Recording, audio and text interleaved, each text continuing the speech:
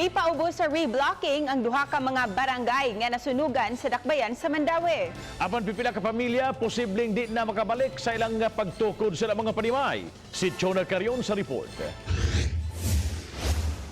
Ang dapit na sunugan usa sa mga nalakip sa on-site housing program sa Dakbayan sa Mandawi. 9.2 hectares gikan sa barangay Giso, Mantuyong, Subang, Dako ug Tipolo ang ubos sa maong programa.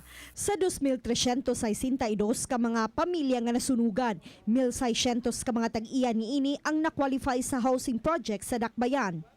Ilabi na kadtong nanimuyo sa wa pa ang tuig 1992. Ang gibuhat karon is nagkwanta ka ng demarcation. Pag kuman sa demarcation, koralon din abunuhan. Hinuon plano usab sa Dakbayan ang paghatag og relocation site sa ubang dili kalipikado ubak haatagan sila og financial assistance. So, ang mga qualify ana sa housing nato dili gyud tanan. Pero nanantay plano sa mga dili ma-appeal.